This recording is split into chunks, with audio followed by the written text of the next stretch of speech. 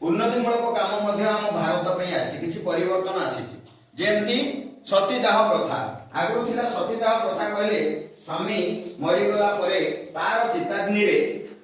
जबरदस्ती नहीं स्त्री की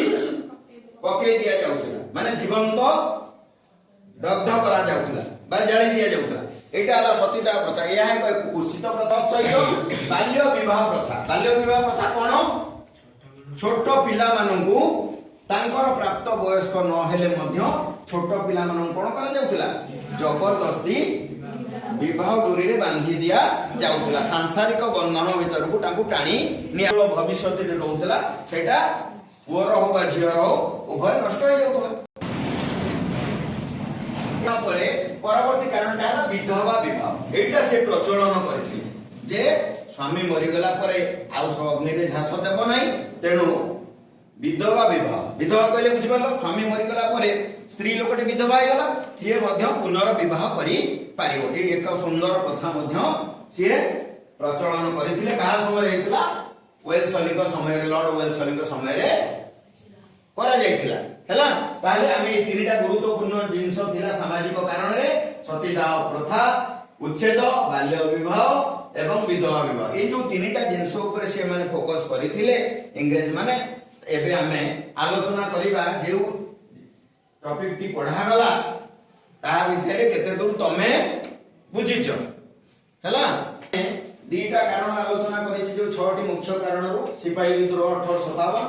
ता देरो द्वितीय कारण टी आज जो आमे पढ़ा हला आलोचना सतीदाह प्रथा कहले कोन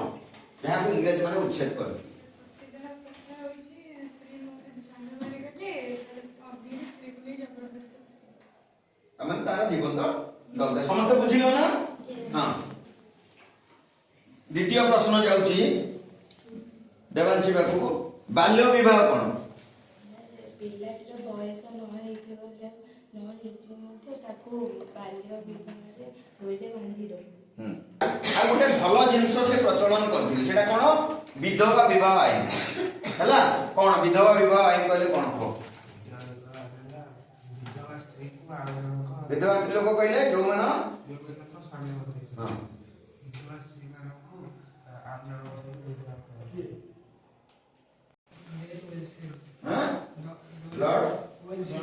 लॉर्ड वेल्सलिंग समय रे हला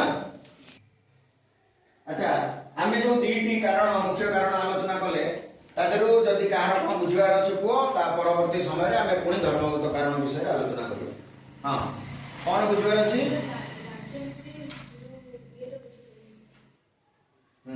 कोन कारण डाउट अछि राजस्व लोक नीति कोन बुझिबे हां एटा राजनीतिक कारण रे अछि राजस्व लोक नीति कहले समस्त टिके मन दे सुनो जेतबळे हमर देशीय राजा माने तांकर किछि माने संतान संतति को नहीं से समय रे कोन कर तांकर मृत्यु परे सिया पोष्य पुत्र ग्रहण करि परिबे नाही कोन हबो तांकर संपत्ति गुडी को कोडे पळेबो इंग्रज मानक शासन देबो इंग्रज मानक अधीन को पळे हला राजा को जो सत्तोटा रहिला राजा तो पोष्य पुत्र ग्रहण करि परिबेनी तेनो राजा को जो सत्तो रहिला से सत्तोटा इंग्रज सरकार को पाखु पड़े एटा हला राजसत्व लोप कर दिया बुझिएला जोटा पचारि थेलो सेटा को कारण रे अछि राजनीतिक कारण को कारण रे अछि राजनीतिक कारण बुझिएला जोटा कहली राजसत्व लोप नीति कोन हां ठीक